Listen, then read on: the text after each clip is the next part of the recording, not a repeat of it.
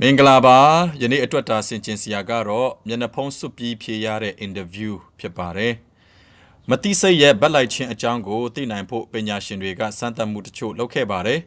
်ပထမစမ်းသပ်မှုမှာတော့တူညီတဲ့အလုပ်လျှောက်လွှာကိုပဲနာမည်ပြောင်းပြီးအလုပ်ရှင်တွေစီပို့ခဲ့ပါတယ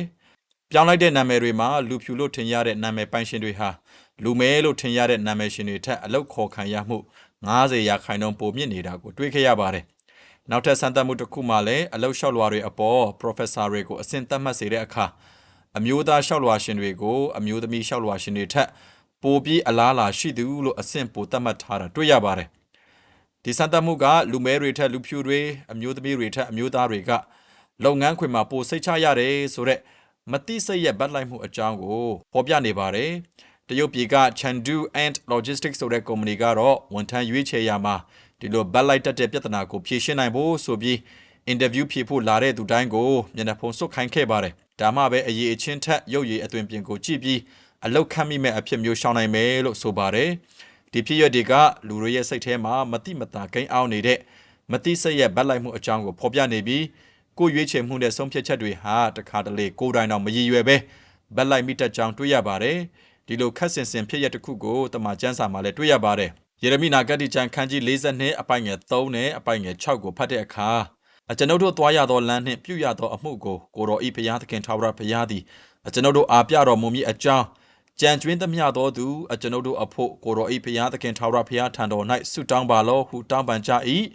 အငယ်6မှာကျွန်ုပ်တို့သည်ကျွန်ုပ်တို့ဤဘုရားသခင်ထာဝရဘုရား၏အမိန့်တော်ကိုနားထောင်သောအခါချမ်းသာရပါမည်အကြောင်းကျွန်ုပ်တို့သည်ကိုတော်ကိုဆေလွတ်ရာကျွန်ုပ်တို့ဤဘုရားသခင်ထာဝရဘုရား၏အမိန့်တော်သည်ကောင်းသည်ဖြစ်စေမကောင်းသည်ဖြစ်စေနားထောင်ပါမည်ဟုယေရမိအားပြောဆိုကြ၏ဆိုပြီးဖော်ပြထားပါတယ်ဒီကျမ်းစာပိုက်ကတော့ယူဒာပြည်ကိုဘာဗုလုန်ရှင်ဘုရင်တိုက်ခိုက်ဖျက်ဆီးပြီးတဲ့အချိန်ပြည်ဆောင်အနေနဲ့ကြံခဲ့တဲ့လူအနေအချင်းဟာလည်းချိန်ချောင်မှုအမျိုးမျိုးနဲ့ကြုံနေရချိန်မှာဖြစ်ပျက်ခဲ့တဲ့ဖြစ်ရဖြစ်ပါတယ်ဘာဗုလုန်ဘုရင်ကယူဒာပြည်ကိုတိုက်ခိုက်ဖျက်ဆီးပြီးပြည်ဆောင်အနေနဲ့လူအနေငယ်ကိုခြံထားခဲ့ပါတယ်ခြံထားတဲ့လူအနေငယ်ကိုလည်းအုပ်ချုပ်စီမံဖို့ဆိုပြီးဂေဒလိဆိုသူကိုပြည်အုပ်အဖြစ်ခန့်ထားခဲ့ပါတယ်ဒီသတင်းကိုကြားတဲ့အခါမောဘပြည်အမ္မုန်ပြည်အေဒုံပြည်အစရှိတဲ့တိုင်းပြည်တွေမှာရှောင်ပုံပြေးသွားခဲ့တဲ့ယူဒလူတွေဟာဂေဒလိအခြေချပြီးအုပ်ချုပ်နေတဲ့မိဇဘာမြို့ကိုပြန်လာကြပါတယ်ဒီလိုနဲ့မိဇဘာမြို့မှာအားလုံးပြန်စုစည်းပြီးအခြေချနေထိုင်ကြဖို့လုပ်နေတော့ဣရှမေလဆိုသူဟာအမ္မုန်ရှင်ဘုရင်ရဲ့စိတ်ခိုင်းမှုကြောင့်ပြည်အုပ်မင်းဂေဒလိကိုရောမိဇဘာမြို့မှာရှိနေတဲ့ယူဒလူတွေနဲ့ဘာဗုလုန်စစ်တီတွေကိုပါတပ်ပြီးလူတချို့ကိုလည်းဖမ်းဆီးခေါ်ဆောင်သွားပါတယ်ဒီသတင်းကိုယူဒတပ်မှုတွေကြားတဲ့အခါဣရှမေလကိုပြန်တိုက်ပြီးဖမ်းသွားတဲ့သူတွေကိုပြန်ကယ်ခဲ့ပါတယ်ဒီလိုနဲ့ယူဒပြည်ဟာဘာဗုလုန်တွေကြောင့်ပြည်တစ်ခုလုံးပျက်စီးသွားတဲ့အပြင်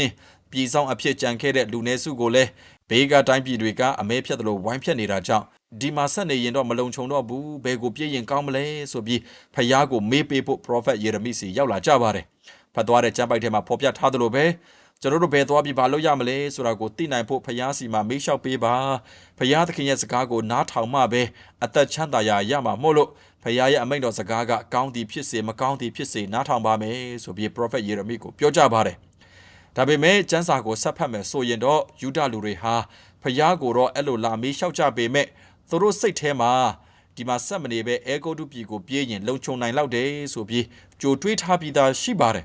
ဒါပေမဲ့သေချာအောင်အတီးပြုဖို့အနေနဲ့လာမေးကြတာဖြစ်ပါတယ်ဒီလိုနဲ့10ရက်လောက်အကြာမှာ prophet ယေရမိက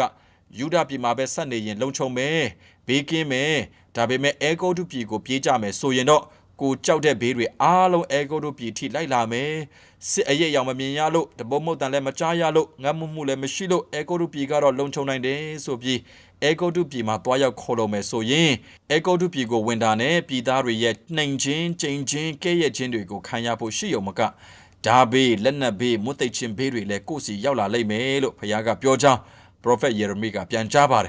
်ဒီအခါမှာဖခင်ရဲ့အမိန့်တော်စကားဟာကောင်းသည်ဖြစ်စေမကောင်းသည်ဖြစ်စေနားထောင်ပါမယ်ဆိုပြီးလာမေးခဲ့ကြသူတွေက prophet ယေရမိကိုခမရလျှောက်ပြောနေတာအဲဂုတ်တုပြည်ကိုမပြေးဖို့ဖခင်ကအဲ့လိုမှားမဟုတ်ဘူးငါတို့ကိုဘာဗုလုန်တွေတတ်တာသိမ်းတာခံရအောင်တမင်လိန်ပြောနေတာဆိုပြီး prophet ယေရမိရဲ့ပြန်ကြားချက်ကိုဆန့်ကျင်ခဲ့ကြပါတယ်နောက်ဆုံးတော့လေ prophet ယေရမိကနေတဆင့်ဖခင်သခင်မှာကြားတဲ့စကားကိုညှင်းဆန်ပြီးအဲဂုတ်တုပြည်ကိုပဲထွက်ပြေးခဲ့ကြပါတယ်ဒီဖြစ်ရက်မှာကျွန်တော်တို့အတွက်ဆင်ခြင်စရာအချက်3ခုကိုတွေ့ရပါတယ်ပထမအချက်ကတော့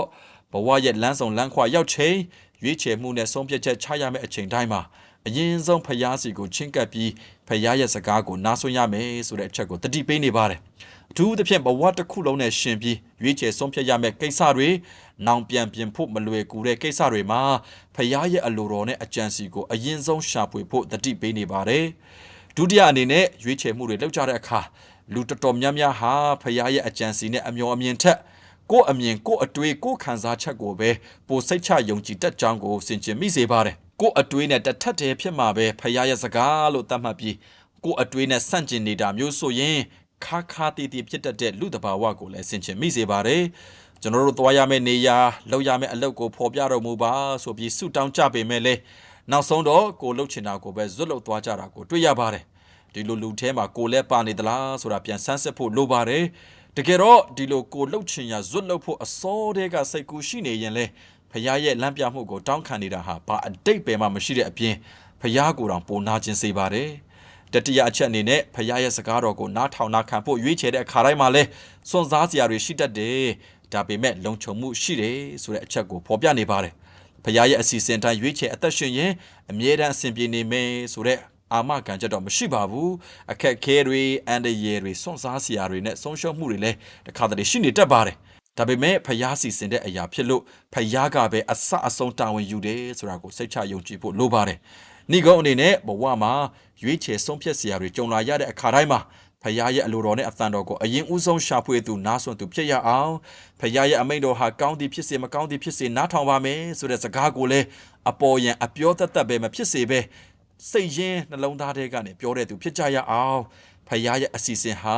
ကိုယ်အမြင်ကိုယ်အတွေ့ကိုယ်သဘောထားနဲ့ဆန့်ကျင်ဘက်ဖြစ်နေရင်တောင်ဖယားရဲ့စကားတော်ကိုပဲစိတ်ချယုံကြည်စွာရွေးချယ်ကြရအောင်ဖယားခေါ်ဆောင်တဲ့လမ်းနဲ့ဖယားရွေးချယ်စေခြင်းတဲ့အရာဟာလက်တလောအမြင်အရာကိုယ်စိတ်ထဲတက်တောင့်တက်တာမဖြစ်ရင်တောင်ဖယားသခင်ကလူကျိုးနေအောင်ဘယ်တော့မှမလုပ်ဘူးဆိုတာကိုစိတ်ချလက်ချယုံကြည်ရင်ဖယားလမ်းပြမှုအတိုင်းဘဝခီးဆက်ကြရအောင်လို့မေတ္တာဖြင့်ဝေမျှလိုက်ပါတယ်ဖယားကောင်းချီးပေးပါစေအာမင်